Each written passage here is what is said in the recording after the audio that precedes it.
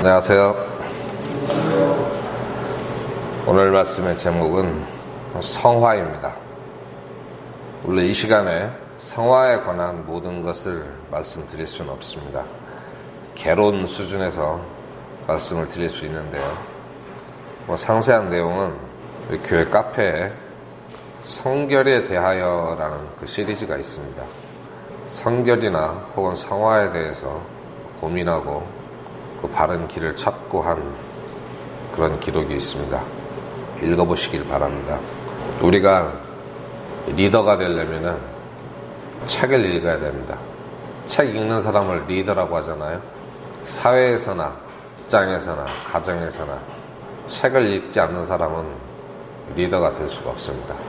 나는 사회의 지도자가 될 거 아니니까 필요 없다, 그렇게 생각하실 수도 있는데요.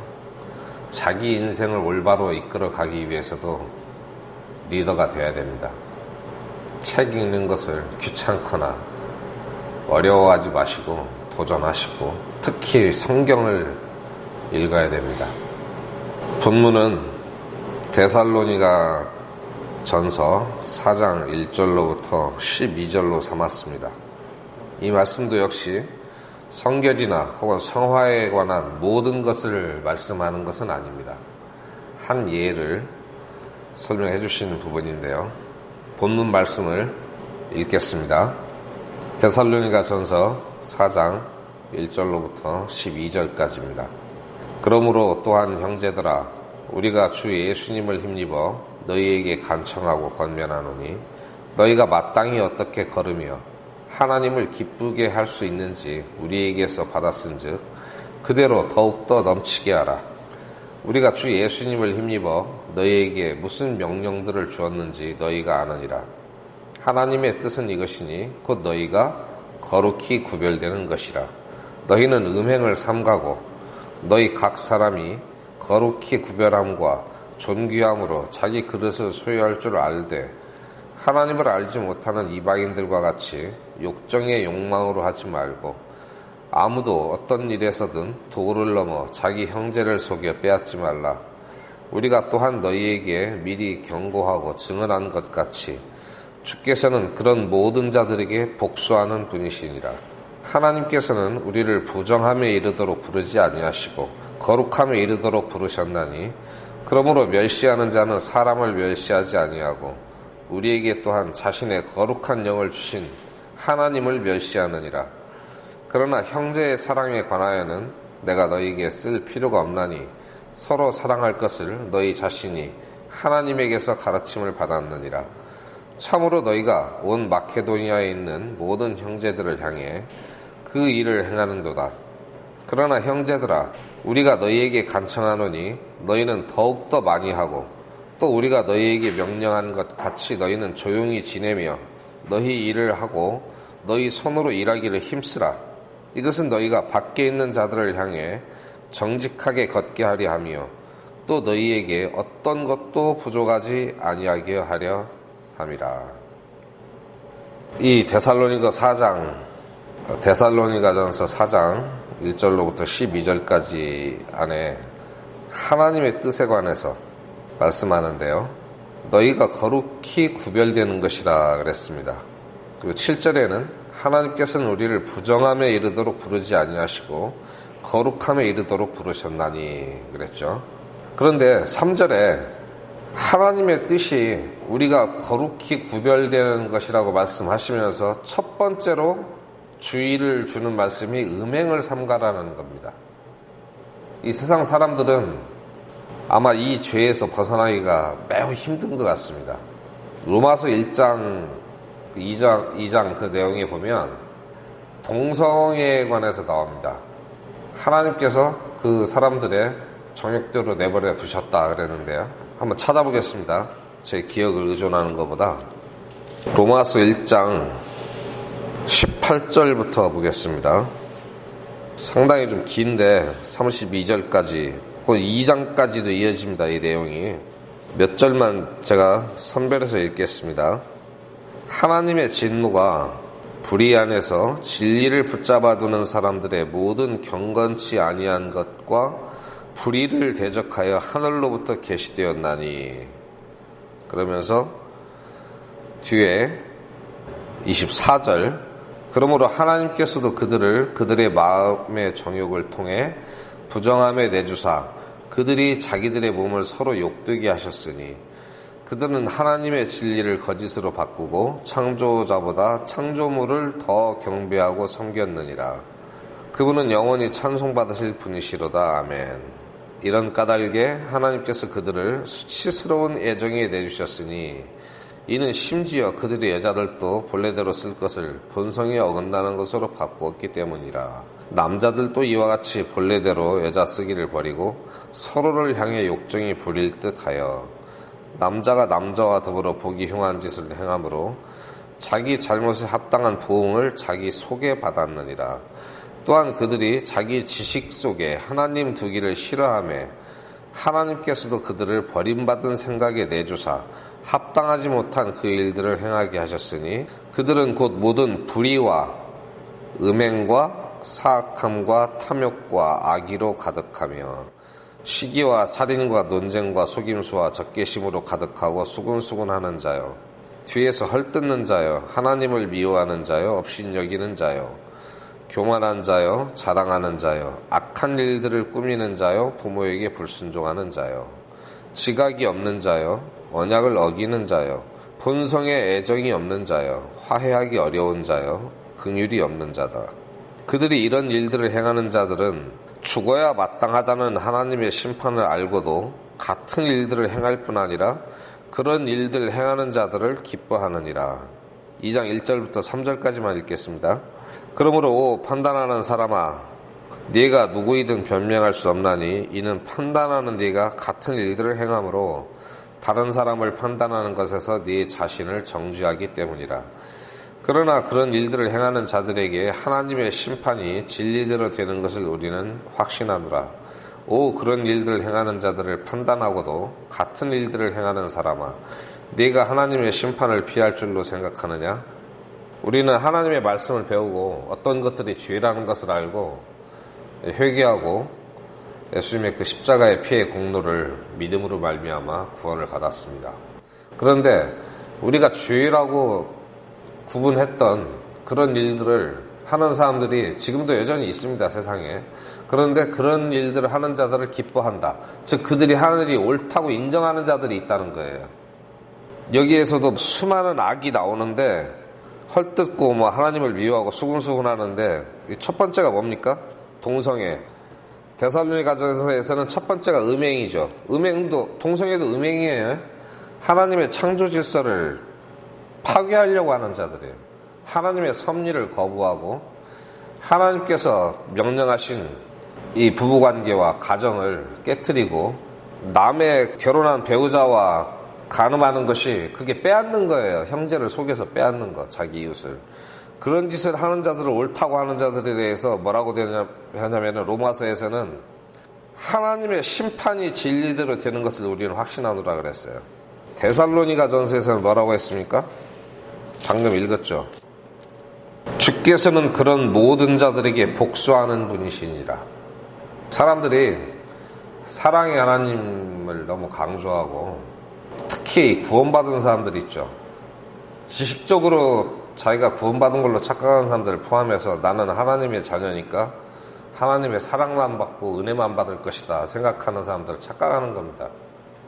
지옥은 안 가지만 이 땅에 사는 동안에 그에 합당한 징계를 받습니다.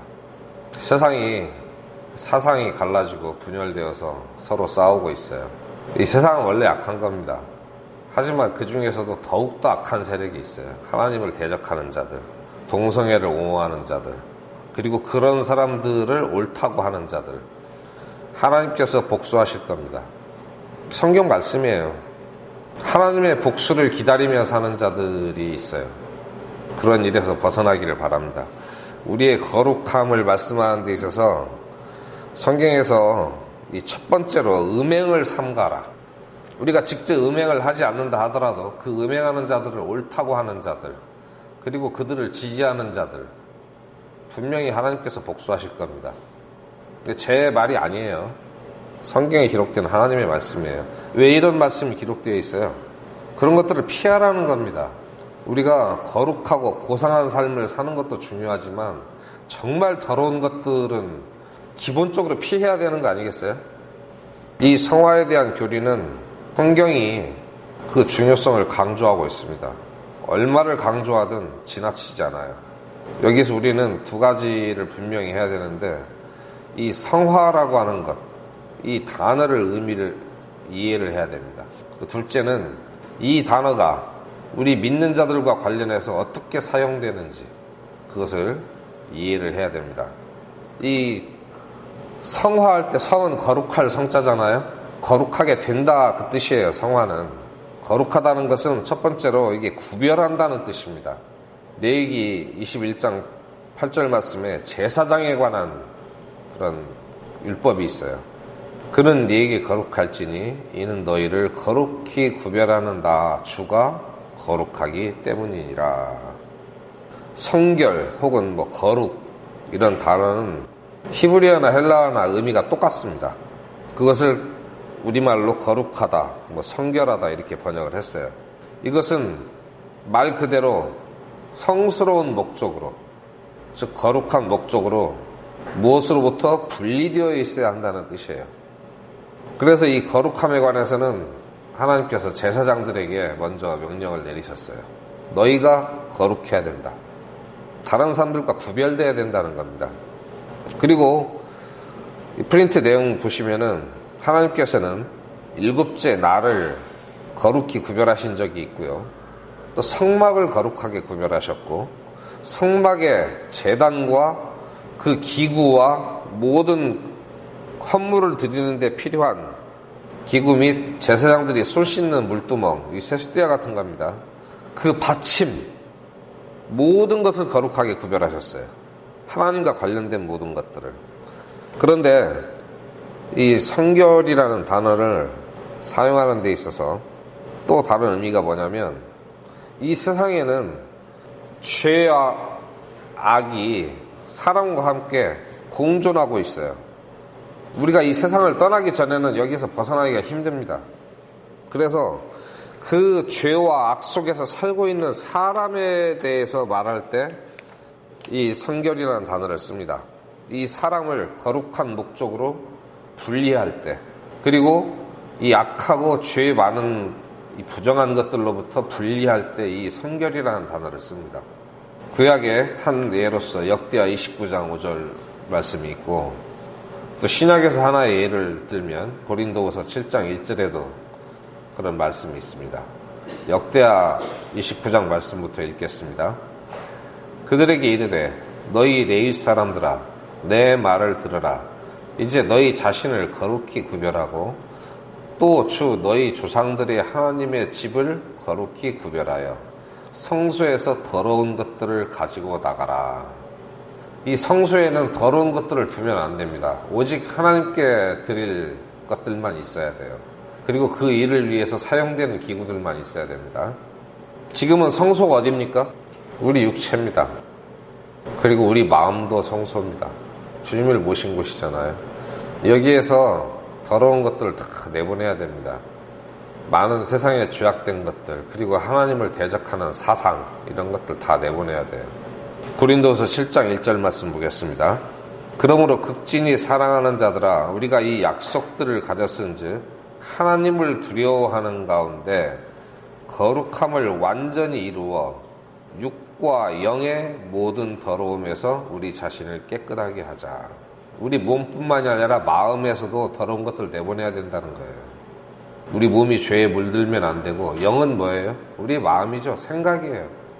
그 속에서부터 더러운 것들을 몰아내야 되는데, 특히 하나님을 대적하는 사상들 몰아내야 됩니다.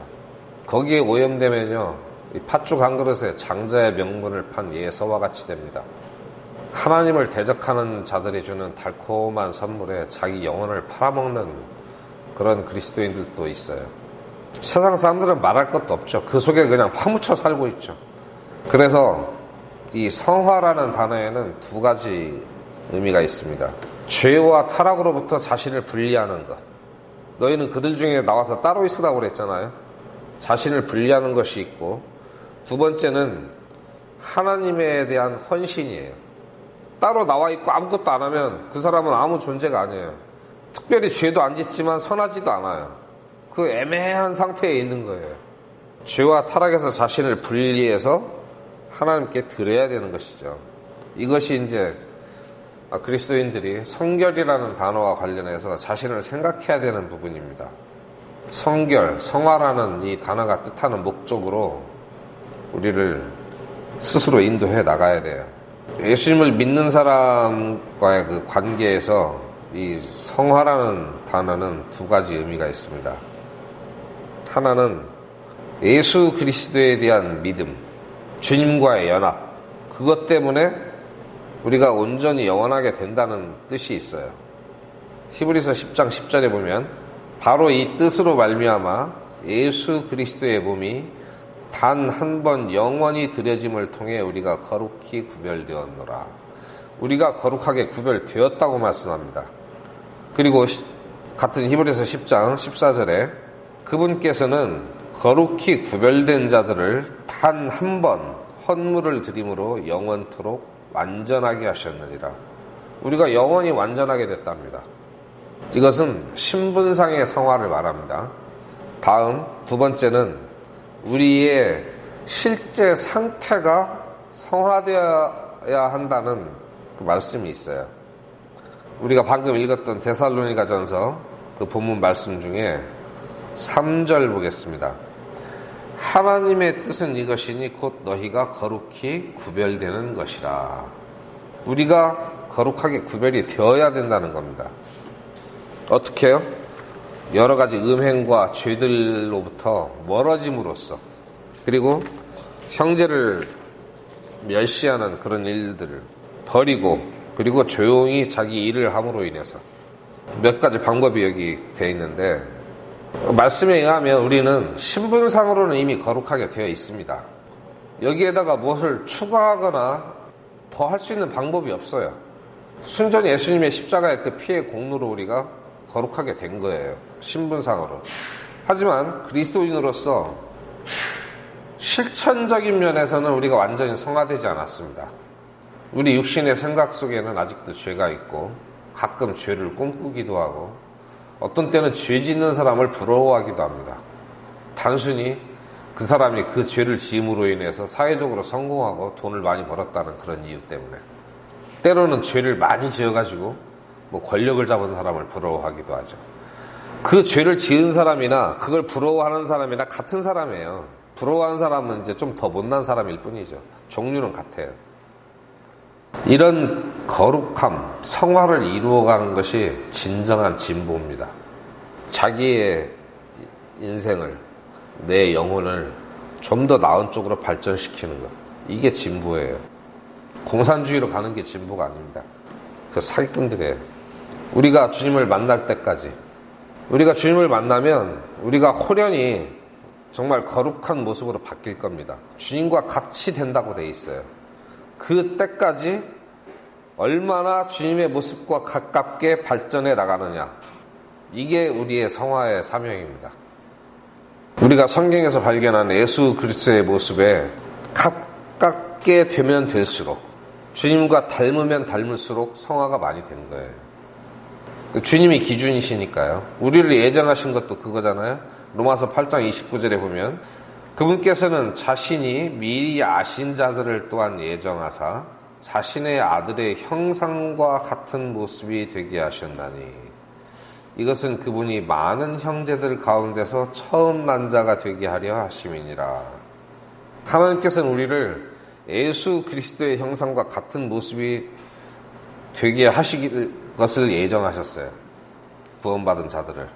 구원받을 자들을 미리 예정하신 게 아니라 구원받은 자들을 예수님의 형상과 같은 모습이 되도록 예정하셨습니다. 그 주님의 뜻에 호응하는 게 우리의 하는 일이에요. 거기에 대해서 다음 페이지에서 잠시 더 설명을 하겠습니다. 왜 그러냐면, 그리고 우리는 그것을 이루어 나가야 돼요. 우리가 아버지 앞에 갈 때 흠없이 나타나게끔 하기 위해서. 그 일을 주님께서 또 하십니다. 우리 안에 성령으로 오셔서 그 일을 하고 계시는데, 유다서 24절에 보면 이제 능히 너희를 보호하사 넘어지지 아니하게 하시고 넘치는 기쁨으로 자신의 영광이 있는 곳 앞에 흠 없이 너희를 제시하시는 분. 이분이 예수님이세요. 하나님께 드리는 헌물은 얼룩이나 주름이나 흠이 없어야 된다고 했거든요. 구약시대에. 그 동일한 원리가 신약교회 성도들에게 적용이 되고 있습니다. 에베소서 5장 26절로 27절 말씀해 보면 이것은 그분께서 말씀을 통해 물로 씻음으로 교회를 거룩히 구별하고 정결하게 하려 하시며 또 그것을 점이나 주름이나 그런 것이 없는 영광스러운 교회로 자기를 위해 제시하려 하심이며 교회가 거룩하고 흠이 없게 하려 하심이라. 하나님께 드리는 헌물로 그 양이나 염소, 소 이런 것들을 드렸잖아요. 이런 것들은 하나님께 드리는 것들은 몸에 흠이나 점이 있으면 안 돼요. 즉 상처난 거나 점이 바뀌었다거나 그러면 안 됩니다. 정말 아주 깨끗한 걸 드려야 돼요. 즉 우리가 그렇게 되라는 거예요. 왜? 우리는 살아있는 희생 헌물로 하나님께 드려지는 존재니까. 그러면은 우리는 어떻게 성화가 되느냐? 점진적으로 됩니다.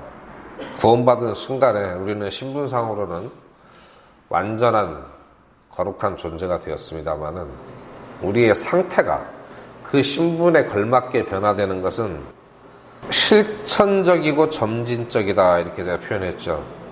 실천을 안 하면 점진적으로 진행되지 않습니다. 가만히 누워있는데 성화되는 것이 아니에요. 이것은 하나님의 중요한 사업입니다. 아들의 피를 힘입어서 새로 태어난 자녀들을 거룩하게 만드는 것. 이것이 하나님의 중요한 사업인데 하나님께서 그 일을 위해서 사용하는 수단이 무엇이 있느냐. 빌립보서 2장 12절 13절 보십시오. 그러므로 나의 사랑하는 자들아 너희가 항상 순종한 것 같이 내가 있을 때뿐 아니라 지금 내가 없을 때에도 더욱더 순종하여 두려움과 떨림으로 너희 자신의 구원을 일하여 드러내라. 너희 안에서 일하사 자기가 참으로 기뻐하는 것을 원하게도 하시고 행하게도 하시는 분은 하나님이시니라. 하나님께서 우리를 성화시키는 일을 하시는데 어떻게 하신다고요? 우리의 순종을 통해서, 그리고 우리 스스로 우리가 받은 구원을 일하여 드러낼 때 우리를 변화시키십니다. 그 일을 우리 안에서 하고 계시는 분이에요. 그래서 우리가 하는 일은 우리 안에서 일하시는 하나님을 위해서 일을 해야 되는 거예요. 우리는 잠자고 있는데 하나님 혼자 일하시는 게 아니에요. 우리 보고 일하여 드러내라 그러셨잖아요. 그것을 원하게 하시는 분이 하나님이십니다. 그런데 나는 그런 마음이 전혀 들지 않는데요. 이런 사람도 있을 수 있습니다. 하나님을 전혀 사랑하지 않으니까 그런 마음이 안 들죠. 안 그래요? 누군가를 사랑하면 그 사람을 위해서 무언가 하고 싶죠. 우리가 주님을 사랑하면 주님께서 원하시는 일을 하고 싶은 마음이 들게 됩니다. 주님께서는 우리에게 그런 일을 하시는 거예요. 동기부여. 그리고 우리가 막상 일을 시작하면 그 일을 도와주십니다. 우리와 함께 일하시는 분이에요. 하나님은 혼자 일하시지도 않고 우리 보고 혼자 일하라고 하시지도 않아요. 함께 일하기를 원하시는 분이고 실제로 그렇게 일하시는 분입니다. 그래서 우리는 하나님이 일하실 수 있도록 일해야 됩니다. 만물이 협력하는데 왜 나만 협력을 안 해도 된다고 생각하세요? 나는 가만히 있고 나를 제외한 모든 만물이 협력해서 나에게서 선을 이룰 거라고 생각하는 것은 망상입니다. 나도 협력해야죠. 우리가 눈에 띄는 죄와 그리고 이게 죄가 아닐까 의심스러운 것들, 이런 것들로부터 의도적으로 우리 자신을 깨끗하게 해야 됩니다. 그러면은 주님께서는 우리를 거룩하게 하십니다. 무엇으로요? 예수님의 피로, 그분의 말씀과 피로. 요한일서 1장 7절에 그러나 그분께서 빛 가운데 계신 것 같이 만일 우리가 빛 가운데 걸으면 우리가 서로 교제하고 또 그분의 아들 예수 그리스도의 피가 모든 죄에서 우리를 깨끗하게 하느니라. 우리가 교제하는 가운데, 주님과 교제하는 가운데 빛 가운데 걸을 때 그리스도의 피가 우리를 모든 죄에서 깨끗하게 하십니다. 어떻게 해요? 아직도 하나님 앞에서 우리를 위해서 주님께서 변론하고 계시잖아요. 하늘에 있는 지성소에 뿌려진 예수 그리스도의 피가 우리를 깨끗하게 하시는 거예요. 우리가 스스로 빛 가운데 걷고 더러운 것들로부터 깨끗하려고 노력하고 할 때, 그럼에도 불구하고 우리가 깨끗해집니까? 부족하죠. 그 부족한 모든 것을 주님께서 다 커버해 주시는 거예요. 그런데 우리가 노력하지 않으면 커버가 안 됩니다. 복수하십니다. 거기에 대해서. 왜? 이미 줄 만큼 다 주고 충분히 믿을 수 있을 만큼 알려줬는데도 불구하고 하나님을 대적하면 그 사람을 어떻게 더 이상 깨끗하게 할 수는 없는 거예요. 하나님의 심판만 기다립니다. 역대하 29장 5절 말씀 보겠습니다. 그들에게 이르되 너희 레위 사람들아 내 말을 들으라. 이제 너희 자신을 거룩히 구별하고 또 주 너희 조상들의 하나님의 집을 거룩히 구별하여 성소에서 더러운 것들을 가지고 나가라. 성소에서 더러운 것들을 내보내야 됩니다. 가지고 나가야 돼요. 우리 몸과 마음이 지금 성소라고 말씀드렸죠. 여기서 더러운 것들을 깨끗이 치워야 됩니다. 다음 역대하 29장 15절로부터 17절 말씀 보겠습니다. 그들이 자기들의 형제들을 모으고 자신을 거룩히 구별한 뒤에 가서 왕의 명령에 따라 주의 말씀들에 의거하여 주의 집을 정결하게 하였더라. 이 뒤에 보면 구체적으로 어떻게 이제 정결하게 했는지 그 내용들이 나오는데, 주의 집을 정결하게 하였더라. 이게 핵심입니다. 우리는 레위인도 아니고 구약시대의 제사장은 아니지만 왕가의 제사장들이 되었습니다. 성경에 그렇게 나와요. 그래서 우리는 세상의 법을 따르는 게 아니라 이 왕가의 법을 따릅니다. 이 왕가의 법이 성경에 기록된 하나님의 말씀이에요. 이 왕시대 법도입니다. 이게 제사장들로서 구약시대의 이 레위 사람들이 자신을 정결하게 하고 말씀들을 따라서 주의 집을 정결하게 하는 것이 신약교회는 어떻게 적용이 되는지 신약성경의 말씀에서 찾아보면 고린도후서 6장 14절로부터 15절 먼저 보겠습니다. 너희는 믿지 않는 자들과 더불어 공평하지 않게 멍에를 같이 매지 말라. 의가 불의와 무슨 사귐을 갖겠느냐? 빛이 어둠과 무슨 친교를 나누겠느냐? 그리스도가 벨리알과 무슨 일치를 보겠느냐? 혹은 믿는 자가 믿지 않는 자와 무슨 몫을 나누겠느냐? 가장 넓은 범위가 믿지 않는 자들입니다. 이들과 멍에를 같이 매지 말라 그랬어요. 우리가 교회 이외에 하나님을 안 믿는 자들, 특히 하나님을 대적하는 자들의 단체나 어떤 모임이나 정당이나 어떤 그런 동호회, 이런 것들에 관계를 맺으면 안 돼요. 그건 그 사람들을 옳다고 인정하는 것이거든요. 하나님을 대적하는 자들을 내가 옳다고 인정하면 내가 하나님의 대적이 되는 거예요. 그러면 무슨 일이 기다립니까? 하나님의 복수가 기다리고 있어요. 이것을 자세하게 설명하는 것이 의가 불의와 무슨 사귐을 갖겠느냐, 빛과 어둠이 무슨 친교를 나누겠느냐, 그리스도와 벨리알이 무슨 일치를 보겠느냐 하는 거예요. 이렇게 다양한 경우를 들어서 설명하는 겁니다. 소극적으로 믿지 않는 자가 있는가 하면은 이 세상에는 적극적으로 하나님을 대적하는 자가 있어요. 하나님께서 세우신 창조의 섭리와 윤리와 법칙을 거부하거나 비방하는 자들, 그리고 예수 그리스도를 믿는 자들을 핍박하는 자들, 이런 자들과 친교를 나누면 안 됩니다. 마음으로라도 동조를 하면 안 돼요. 그러면 하나님의 원수예요. 그런 자들하고 무슨 몫을 나누겠어요? 다음에 고린도후서 6장 17절 말씀.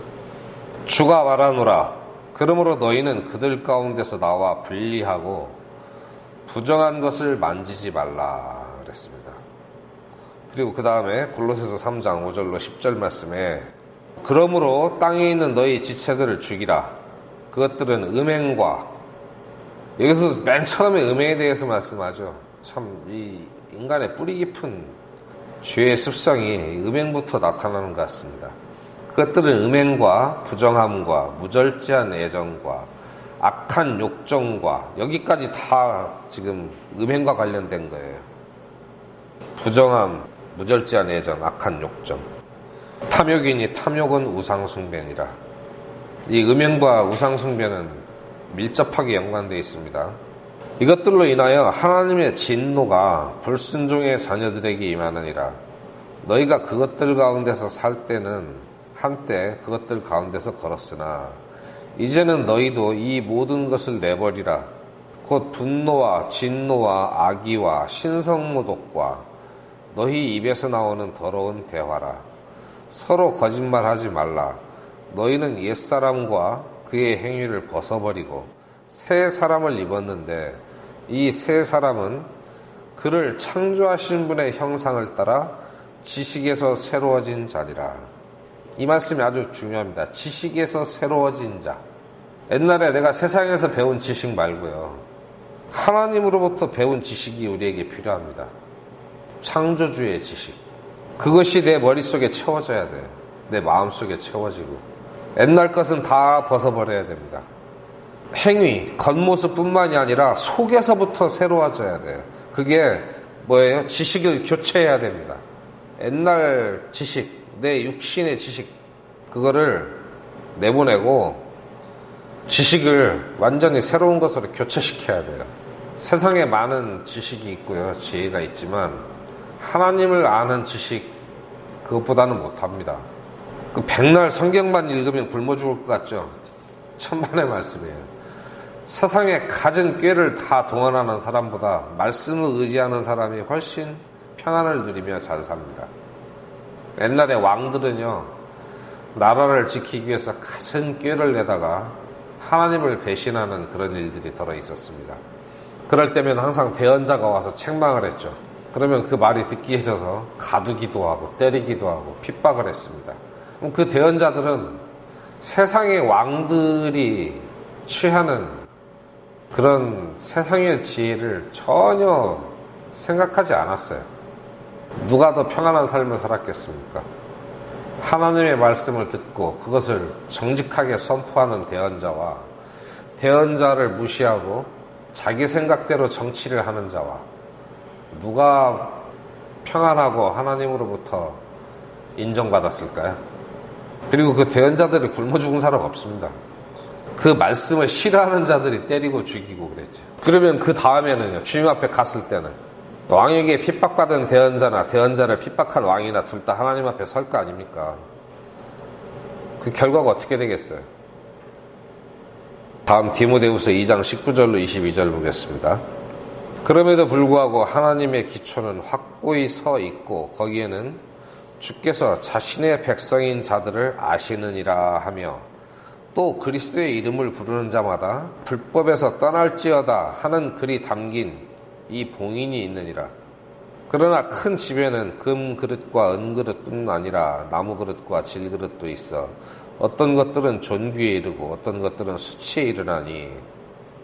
하나님의 집에 많은 그릇이 있는데 금 그릇도 있고 은 그릇도 있고 질 그릇도 있어요. 나무 그릇도 있고. 근데 금 그릇이라고 영광을 받는 게 아니라는 거예요. 어떤 그릇은 영광을 받고 어떤 것은 수치에 이릅니다. 나무 그릇, 질 그릇이라도 자신을 깨끗이 하면 귀하게 쓰임을 받는 것이고요. 금 그릇도 때가 끼면 똥바가지로밖에 못 쓸 수도 있어요.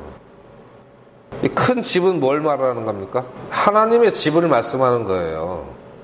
그 안에 여러 그릇이 있어요. 여러 종류의 사람이 있다는 거예요. 그 중에 분명히 수치를 당하는 자가 있어요. 지옥은 안 가는데 수치스러운 모습을 당할 수밖에 없는 그런 자가 있다는 거예요. 그렇지 않으려면 어떻게 하느냐? 그러므로 사람이 이런 것들로부터 자기를 깨끗하게 하면 존귀에 이르는 그릇, 곧 거룩히 구별되어 주인이 쓰기에 합당하며 모든 선한 일에 예비된 그릇이 되리라. 자신을 깨끗하게 하는 것 중요합니다. 이것은 나 혼자 죄 안 짓고 살면 된다. 그럴 수도 있죠. 그런데 자신의 모습을 어떻게 봐야 될지 어려울 때가 있잖아요. 그럴 때면은요, 그 사람의 친구를 보면 돼요. 그리고 그 사람이 좋아하는 사람들이 어떤 사람인가를 보면 됩니다. 그게 그 사람이에요. 내가 좋아하는 사람, 내가 추구하는 것, 그게 내 모습이에요. 지금 하나님이 그 모습대로 판단하실 거라는 것을 우리가 생각을 해야 됩니다. 그러면서 말미에 또한 청년의 정욕을 피하고 오직 순수한 마음으로 주를 부르는 자들과 함께 의와 믿음과 사랑과 화평을 따르라. 여기서도 정욕에 관한 문제가 나옵니다. 참 인간의 뿌리 깊은 그 욕망 중에 하나인 것 같아요. 의와 믿음과 사랑과 화평, 여기에 뭐 나쁜 거 있습니까? 그리고 누구와 함께요? 이것을 주를 부르는 자들과 함께. 승진하고 싶어서, 돈 벌고 싶어서 주를 부르는 자들 말고요. 오직 순수한 마음으로 주를 부르는 자들과 함께. 하나님을 대적하는 자들과 함께 하지 말고요. 말씀을 욕보이는 자들, 주님을 따르는 성도들을 욕하는 자들, 비방하는 자들과 함께 하지 마십시오. 오직 순수한 마음으로 주를 부르는 자들과 함께 해야 됩니다. 다음 우리가 성화되는 방법, 우리가 그분께 자신을 우리가 바치는 대로 거룩하게 해주십니다. 로마서 12장 1절과 6장 13절을 비교해 보겠습니다. 로마서 12장 1절 말씀. 그러므로 형제들아, 내가 하나님의 긍휼을 힘입어 너희에게 간청하노니 너희는 너희 몸을 거룩하고 하나님께서 받으실 만한 살아있는 희생물로 드리라. 그것이 너희의 합당한 섬김이니라. 우리를 바쳐야 돼요. 우리 형제 자매들이 자기를 주님께 바치시는 만큼, 내 자신이 주님께 나를 드린 만큼 나를 거룩하게 해주십니다. 비유를 하자면 우리 몸을 그리스도의 피에 담근 만큼 빨갛게 되겠죠. 안 담근 만큼은 색깔이 안 변하겠죠. 안 그렇습니까? 우리가 음식할 때도 기름에 치킨을 튀겨도 기름에 담근 만큼만 튀겨지잖아요. 안 담근 부분은 안 튀겨지겠죠. 우리가 주님께 드린 만큼 거룩해집니다. 양을 한 마리를 잡아서 반을 갈라갖고 반절만 하나님께 드렸어요. 그 드린 만큼만 거룩한 거예요. 안 드린 반절은 거룩하지 않아요. 간단하잖아요. 매우 쉽죠.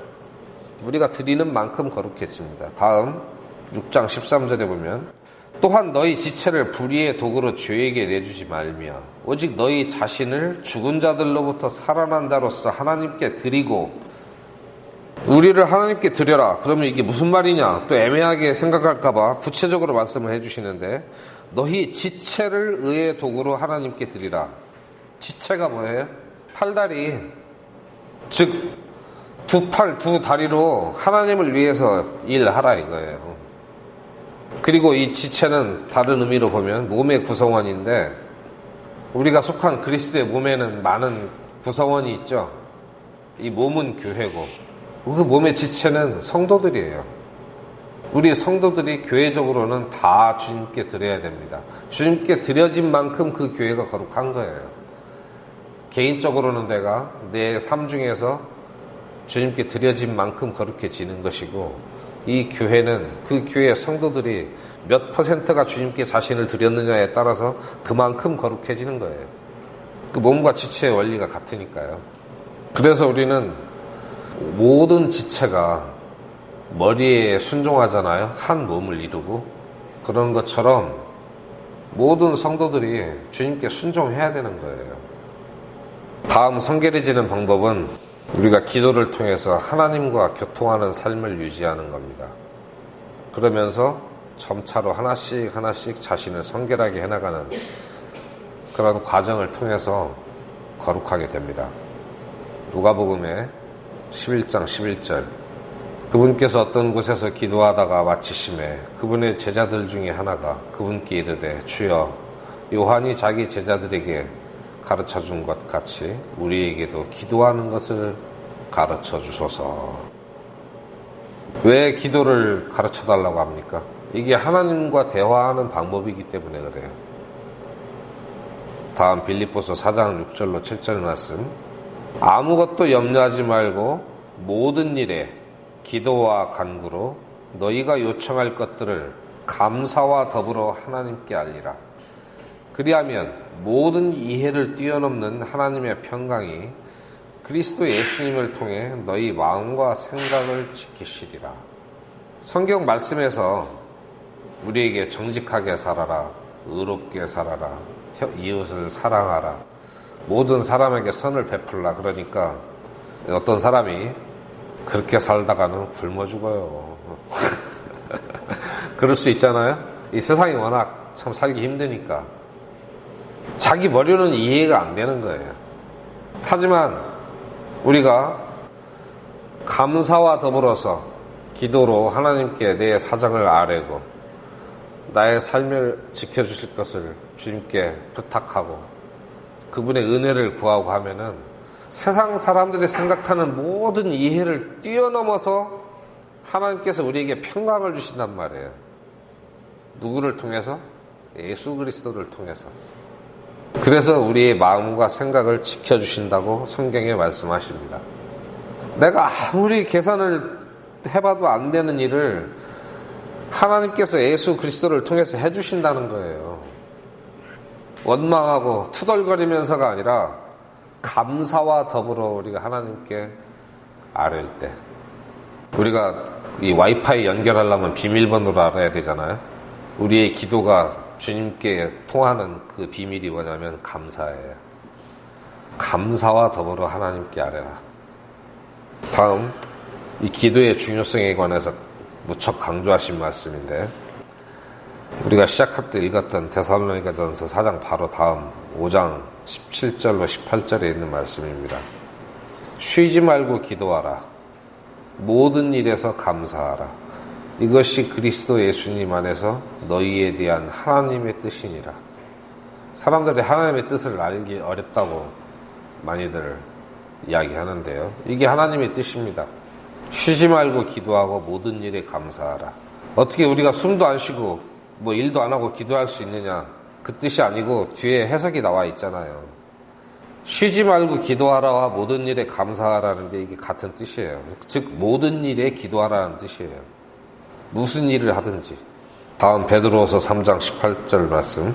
오직 은혜 안에서 자라고 우리 주 곧 구원자 예수 그리스도를 아는 것에서 자라라. 그분께 영광이 이제와 영원토록 있기를 원하노라. 우리가 은혜 안에서 자라는 게 필요합니다.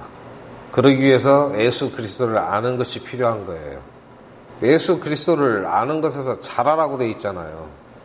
이게 하나님의 명령이고 성화되는 방법 중에 하나입니다. 성장하는 것. 왜 성장합니까? 성장해야 그리스도의 형상이 이루어지죠. 자식이 아버지의 형상이 되려면 어떻게 돼요? 커야 되잖아요. 잘 먹고 자라야지 아빠하고 같은 모습이 되는 거 아니에요? 얼굴만 닮았다고 형상이 되는 게 아니에요. 자라서 키가 커야 돼요. 우리 영혼이 성장해야 되는 이유입니다. 우리가 매일 말씀과 이 말씀을 통해서 역사하시는 성령, 그분께 순종하여서 살면은 주님께서 우리를 거룩하게 해주십니다. 이 말씀이 얼마나 중요하냐면 요한복음 15장 3절에 이제 너희는 내가 너희에게 일러준 말로 깨끗하게 되었으니 그랬죠. 우리가 구원받은 게 어떻게 구원받았어요? 말씀을 듣고 믿음으로 구원받았잖아요. 그 말씀을 통해서 우리가 깨끗하게 되고 우리의 죄를 사함받고 하나님의 은혜를 알고 예수님이 어떤 분이신지 알고 하나님의 뜻도 알고 지금 성화에 대해서 하시는 말씀들도 알게 되는 겁니다. 이 말씀을 알아야 되고 그 말씀을 믿고 순종해야 됩니다.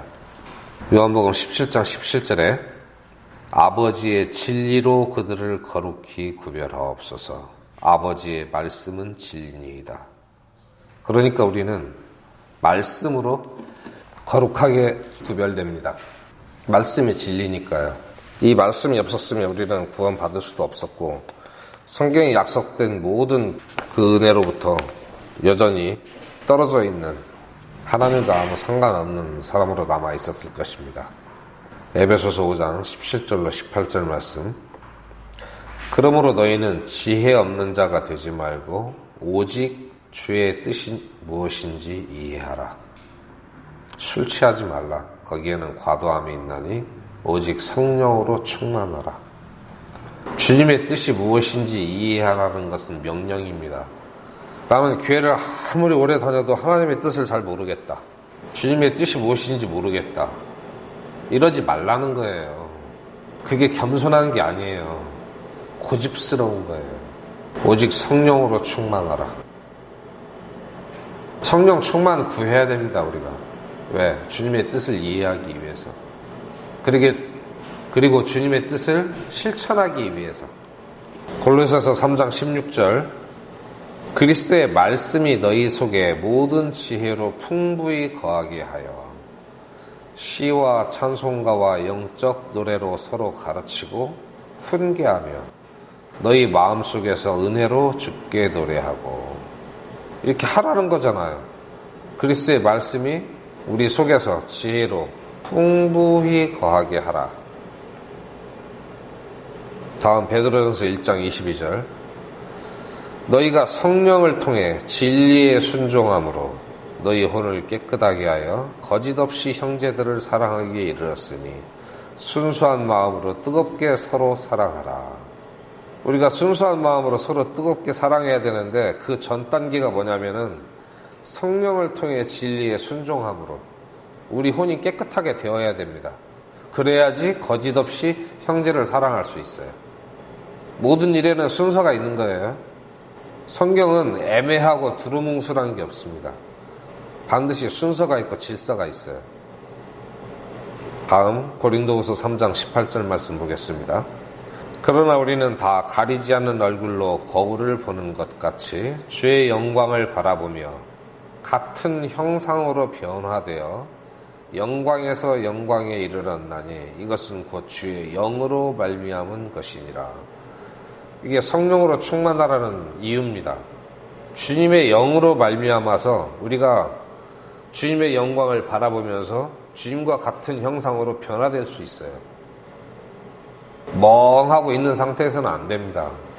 머릿속에 안개가 뿌옇게 차 있고 아무것도 모르는데 우리가 성화가 될 수가 없어요.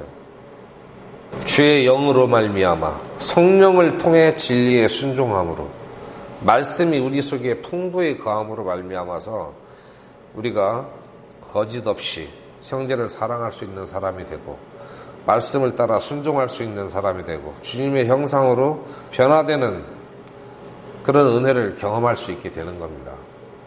막연히 교회 왔다 갔다 한다고 해서 성화되는 게 아니에요. 교회 100년 다녀도 성화 안 됩니다. 내면의 변화가 없이는 안 돼요. 그 내면의 변화를 누가 이끌어가느냐? 성령께서 이끌어 가십니다. 성령은 무엇을 사용해서 우리를 이끌어 가십니까? 말씀을 사용해서. 그래서 말씀을 읽어야 되는 거예요. 그래야지 자기 삶을 주님의 뜻에 맞게 이끌어 갈 수가 있어요. 이끌어 가는 자가 리더잖아요. 그래서 리더가 되라는 거예요. 성경을 읽으라는 거예요. 그리고 우리가 성화를 이루는 방법 중에 또 하나, 역시 이것도 기도입니다. 그런데 이제 짧은 대화라고 표현했습니다. 하나님과의 짧은 대화를 꾸준히 유지하면서 우리가 지은 모든 죄를 즉시 고백할 때 그분은 우리를 거룩하게 하십니다. 우리가 생활 속에서 내 자신이 악한 생각, 또 욕심 이런 것들로 우리 마음이 순간순간 오염될 때 있잖아요. 그럴 때 다니엘 같은 사람도 하루에 3번밖에 기도를 안 했는데 하물며 나 같은 죄인이 어떻게 4번, 5번 기도할 수 있겠는가 이러면서 아직은 기도 시간이 안 됐으니까 이따가 회개해야지 이렇게 하지 말고 즉시 우리가 잘못한 게 생각이 나거든 그 자리에서 바로 즉시 돌이키세요. 주님 잘못했습니다. 주님 제가 잘못했습니다. 순간순간 돌이키고 주님 앞에 자백하라는 거예요. 그러면은 주님께서 어떻게 하신다고요? 요한일서 1장 9절에 만일 우리가 우리의 죄들을 자백하면 그분께서는 신실하시고 의로우사 우리의 죄들을 용서하시며 모든 불의에서 우리를 깨끗하게 하시느니라. 이것은 구원과 관련 있는 말씀이 아니에요. 우리 삶 속에서 우리의 마음의 생각과 우리 행실이 죄로 물들 때 즉시 이런 조치를 하라는 거예요. 이걸 안 하면은요, 잠언의 28장 13절 말씀. 자기 죄들을 숨기는 자는 형통하지 못하려니와 누구든지 그것들을 자백하고 버리는 자는 긍휼을 얻으리라. 그러면은 순간순간 짓는 죄들에 대해서는 자백하고 지속적으로 꾸준히 짓는 죄에 대해서는요, 어떻게 해야 됩니까? 그것도 역시 자백해야죠. 내가 잘못했다는 거 알았으면. 내가 뭘 잘못했는지 모르면은 아까 말씀드렸죠. 자기 친구들을 보면 됩니다. 내 친구가 누군지, 내가 좋아하는 사람이 누군지. 그게 자신이 추구하는 모습이고 자신의 모습이에요. 나는 글쎄 내가 뭘 잘못했는지 잘 생각이 안 나네. 이건 거짓말이에요. 우리 양심은요, 자기가 무슨 죄를 지었는지 다 알고 있어요. 자신을 속이고 하나님을 속이려고 하지 마시고 그냥 탁 털어놓으세요. 그러면은 모든 불의에서 우리를 깨끗하게 하십니다. 주님께서 무엇으로 하시겠어요? 역시 그리스도의 피로 하시는 거예요. 요한일서 1장 10절에 만일 우리가 죄를 짓지 아니하였다고 말하면 우리가 그분을 거짓말하는 분으로 만들며 또한 그분의 말씀이 우리 속에 있지 아니하니라. 내가 죄 없다, 나는 잘못한 게 없다고 말하면 예수님을 거짓말하는 분으로 만드는 자라는 거죠. 자기 죄를 하나 추가할 뿐이에요. 자기 죄를 부인한다고 해서 깨끗해지는 게 아닙니다. 기존의 죄에다가 예수님을 거짓말하는 분으로 만드는 죄를 하나 추가하는 거예요. 그 사람 마음속에는 하나님의 말씀이 없습니다. 자기 사상이 있을 뿐이에요.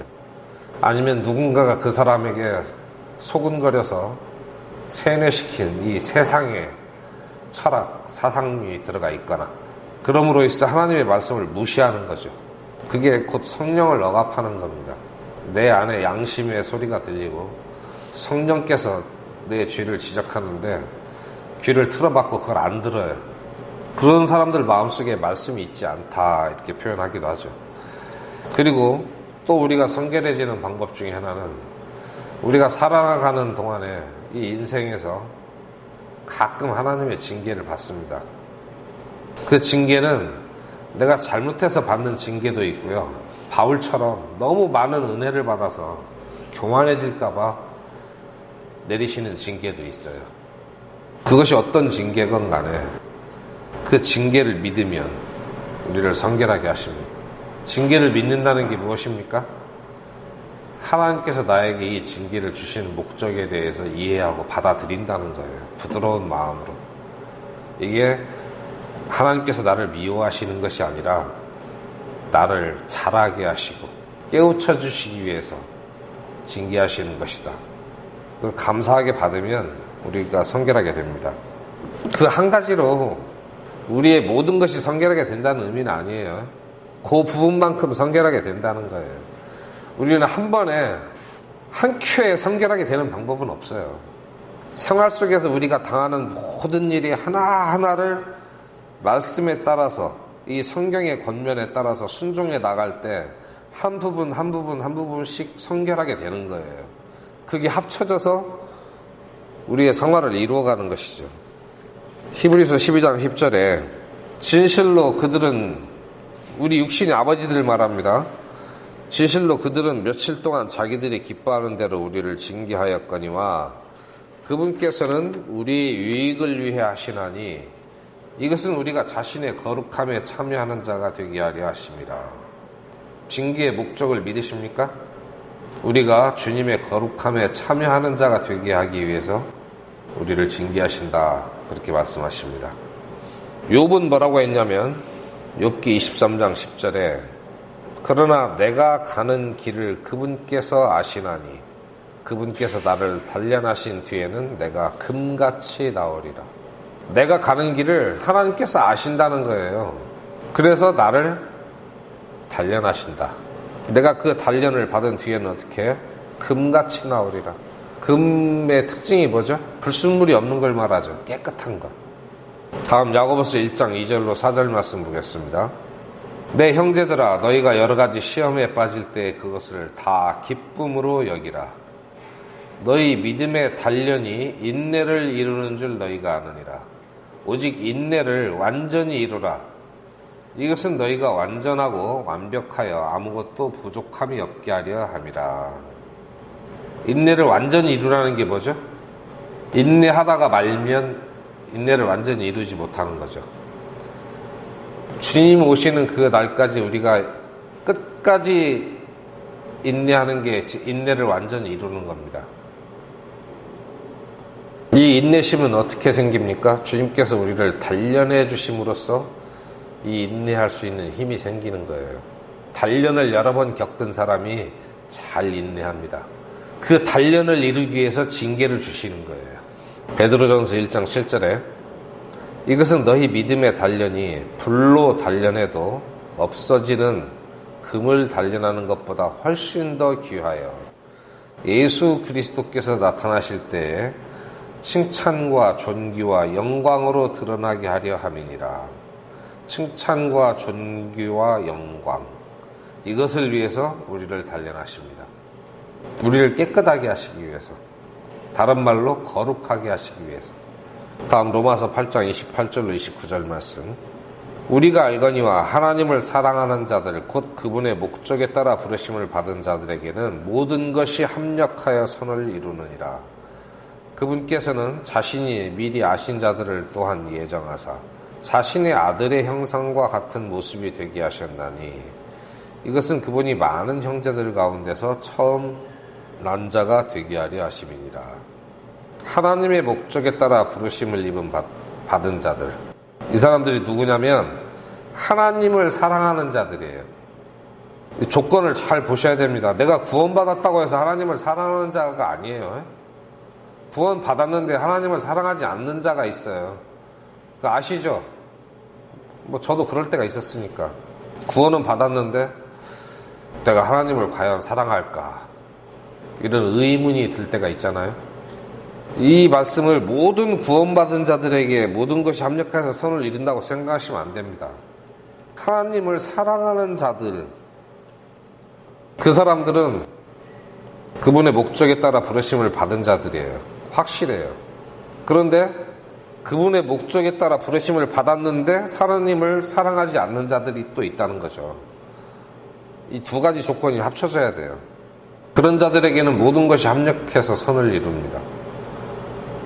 이 우주의 모든 것들, 세상의 권력과 정부와 공무원들, 기후변화, 날씨까지 모든 인간관계, 우리가 알고 있는 우리 주변의 사회적 조건, 모든 것들이 다 합력해서 선을 이룹니다. 하나님을 사랑하시기 바랍니다. 내가 하나님의 목적에 따라 부르심을 받은 사람이라는 사실을 인정한다면 주님을 사랑하시기 바랍니다. 그러면은 그 사람에게 모든 것이 합력해서 선을 이룹니다. 이 선은 뭐냐? 이 선을 또 오해하면 안 되는데, 이 선이 내가 돈 버는 걸 말하는 게 아니에요. 아들의 형상과 같은 모습으로 변화되는 걸 말하는 거예요. 그게 성화잖아요. 모든 것이 합력해서 선을 이룬다니까 승진도 잘 되고 취직도 잘 되고 학교도 대학교도 내가 원하는 데 쑥쑥 잘 들어가고 이런 걸 선이라고 생각하는데 그건 아니에요. 그리고 우리가 삶 속에서 이 땅만 바라보지 말고 당장 오늘 먹고 사는 것만 바라보지 말고 다시 오실 그 주님의 재림을 바라보고 살아야 됩니다. 그런 삶의 관점이 우리를 거룩하게 하십니다. 주님께서 그것을 보시고 우리를 거룩하게 해주세요. 야고보서 5장 7절로 9절 말씀에 보면 그러므로 형제들아 주께서 오실 때까지 인내하라. 주께서 오실 때까지 인내하려면 주께서 오실 날을 바라봐야 될 거 아니에요. 내일까지 인내하라. 3년 동안 인내하라. 이런 말씀 없습니다. 주께서 오실 때까지 인내하라. 보라, 농부가 땅에서 나는 귀한 열매를 바라고 이른 비와 늦은 비를 받을 때까지 오랫동안 그것을 위해 인내하느니라. 농부가 농사를 질 때는 언제까지 인내합니까? 추수할 때까지 인내하잖아요. 결말이 날 때까지. 봄에 씨 뿌린 결말이 날 때까지 인내하잖아요. 여름까지 인내하다 간두면 그 농사는 망치는 거예요. 추수를 해서 그 이삭들을 창고에 들일 때까지 인내해야 돼요. 허리 안 아픈 날이 없어요. 그때까지. 너희도 인내하고 너희 마음을 굳건히 하라. 주의 오심이 가까이 다가오고 있느니라. 형제들아, 서로 불평하지 말라. 그리하여야 너희가 정죄를 받지 아니하리라. 보라, 심판자께서 문 앞에 서 계시느니라. 주님의 임재를 믿고, 그리고 주님의 재림이 가깝다는 사실을 믿고 그 날을 바라보면서 끝까지 인내하시기 바랍니다. 다음 베드로후서 3장 11절로 14절 말씀. 그런즉 이 모든 것이 해체될진데 너희가 어떤 사람이 되어야 마땅하겠느냐? 모든 거룩한 행실 속에서 하나님을 따르는 가운데 하나님의 날이 오는 것을 기다리고 서두르라. 우리가 서두른다고 해서 그 날이 빨리 온다는 말씀은 아니에요. 그 날을 기다리면서 우리의 모든 일들을 서두르라는 거예요. 주님을 닮아가는 일, 선을 행하는 일, 복음을 선포하는 일, 형제를 사랑하는 일, 서로 섬기는 일, 이런 것들을 부지런히 하라는 거예요. 그날에 하늘들이 불이부터 해체되고 원소들도 뜨거운 열로 녹으려니와 그럼에도 불구하고 우리는 그분의 약속에 따라 의가 거하는 새 하늘들과 새 땅을 기다리는도다. 그러므로 사랑하는 자들아, 너희가 그러한 것들을 기다리나니 너희가 점도 없고 흠도 없이 화평 중에 그분께 발견되기를 힘쓰라. 그 날이 분명히 우리에게 오는데 우리가 그 날을 기다리고 있잖아요. 그 날이 오면 우리가 주님을 만날 겁니다. 그리고 우리는 주님에 의해서 발견될 거예요. 그분의 피로 얻은 자녀들이니까. 그런데 발견될 때에 점도 없고 흠도 없이 화평 중에 그분께 발견되기를 힘쓰라. 점도 없고 흠도 없으면은 화평 중에 있겠죠. 불안 가운데 벌벌 떨다가 발견되기를 바라지는 않으시겠죠. 우리도 그걸 원하고 우리 아버지께서도 자기 자녀들이 불안에 벌벌 떨다가 발견되기를 원하지는 않으실 겁니다. 자기 자녀들이 온전히 주님을 신뢰하고 주님께서 명령하신 대로 이 거룩함을 이루어 가다가 그 가운데서 서로 사랑하다가 그 가운데서 평안을 누리다가 주님께 발견되기를 원하실 겁니다. 그러니까 이렇게 기록해 놓으셨죠. 요한일서 2장 28절 말씀 보겠습니다. 어린 자녀들아, 이제 그분 안에 거하라. 이것은 그분께서 나타나실 때에 우리가 확신을 가지게 하려 하며 또 그분께서 오실 때에 우리가 그분 앞에서 부끄러움을 당하지 아니하게 하려 함이라. 주님 안에 거한다는 것 여러 차례 설명드렸었죠. 말씀에 순종하며 사는 것이 주님 안에 거하는 것입니다. 가지가 포도나무에 붙어있는 것. 요한일서 3장 1절로 3절 말씀 보겠습니다. 보라, 아버지께서 어떠한 사랑을 우리에게 베푸사 우리가 하나님의 아들들이라 불리게 하셨는가.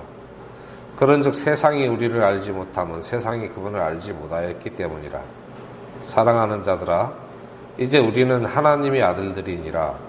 우리가 앞으로 어떻게 될지는 아직 나타나지 아니하였으되 그분께서 나타나시면 우리가 그분과 같게 될 줄 아노니 이는 우리가 그분께서 계신 그대로 볼 것이기 때문이라. 그분 안에서 이 소망을 가진 자마다 그분께서 순결하신 것 같이 자기를 순결하게 하느니라. 이 목적을 위해서 하나님께서는 우리가 예수님의 그 십자가의 피의 공로를 믿을 때 우리 주님이신 예수님과 연합을 이루어 주셨어요. 그래서 신분상으로는 이미 성화된 위치에 있습니다. 그것을 우리 삶 속에서 이루라는 거예요. 이것을 위해서 주님께서 죽으셨다는 겁니다. 히브리서 10장 10절에 바로 이 뜻으로 말미암아 예수 그리스도의 몸이 단 한 번 영원히 드려짐을 통해 우리가 거룩히 구별되었느니라. 이 뜻으로 말미암아 거룩히 구별됐어요. 이 뜻이 뭐예요? 우리가 거룩하게 되는 것, 그것을 위해서 거룩하게 구별되었다 이 말이에요. 히브리서 10장 14절 말씀. 그분께서는 거룩히 구별된 자들을 단 한 번 헌물을 드림으로 영원토록 완전하게 하셨느니라. 이렇게 생각하시면 편해요. 어제 마트에 가니까 시금치가 많이 있었어요. 그런데 우리 자매가 반찬을 하기 위해서 그 중에 몇 봉지를 골랐어요.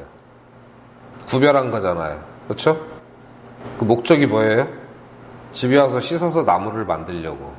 즉 거룩하게 하기 위해서 거룩하게 했다는 거예요.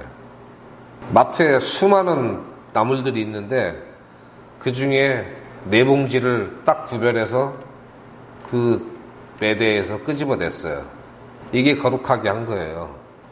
근데 집에 가져와서 수돗물과 정수기 물로 깨끗하게 씻었어요. 이것도 거룩하게 한 거예요. 이렇게 깨끗하게 씻어서 거룩하게 하기 위해서 마트에서 거룩하게 구별한 거예요. 즉 주님께서는 우리를 점도 없고 흠도 없이 깨끗한 그런 모습으로 만들기 위해서 이 세상으로부터 구별하신 거예요.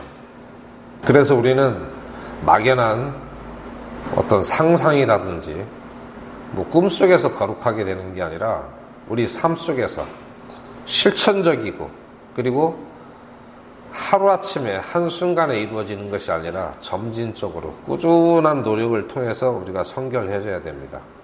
주님의 형상을 이룰 때까지. 그것을 성화라고 하는 거예요. 성화가 완성되면 어떻게 됩니까? 그냥 그렇게 되는 거예요. 성화는 거룩해져 간다는 뜻이에요. 성화를 완전히 이루면 그냥 그렇게 되는 거죠. 지금 그 휴대폰 같은 거 많이 발전되고 5G가 나오고 와이파이가 보편화되고 하니까 지금은 정보화 시대라고 안 합니다. 정보 시대라고 하지. 이런 시대가 되어가는 과정을 정보화 시대라고 하는 거예요. 그래서 우리가 성화가 된다는 것은 아직 성이 안 됐다는 뜻이에요. 그걸 꾸준히 진행하는 것을 성화라고 합니다. 다음 데살로니가전서 5장 23절로 24절 말씀 읽겠습니다. 평강에 바로 그 하나님께서 너희를 온전하게 거룩히 구별하시기를 원하노라. 내가 하나님께 기도하여 너희의 온 영과 혼과 몸을 우리 주 예수 그리스도께서 오실 때까지 흠없이 보존해 주시기를 구하노라. 너희를 부르시는 분은 신실하시니 그분께서 또한 그것을 행하시리라. 바울은 우리를 위해서 이렇게 기도했습니다. 너희의 온 영과 혼과 몸을 우리 주 예수 그리스도께서 오실 때까지 흠없이 보존해 주시기를 구하노라.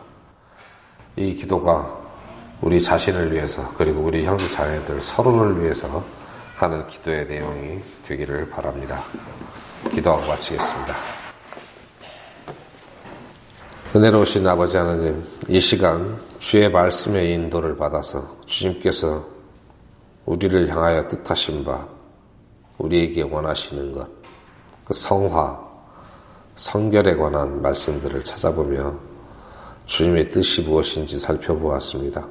우리 안에서 일하시는 주 성령님께서 우리의 마음의 생각과 말과 행동을 허무한 상상 속에서가 아니라 실천적으로 우리를 이끌어 주셔서 우리가 하루하루 매일매일 주님께서 원하시는 거룩한 모습을 향하여 변화되어가는 자녀들이 되도록 이끌어 주시옵소서. 주께서 약속하신 일이 이루어질 줄 믿사오며 우리를 사랑하시는 주 예수 그리스도의 이름으로 기도드립니다. 아멘.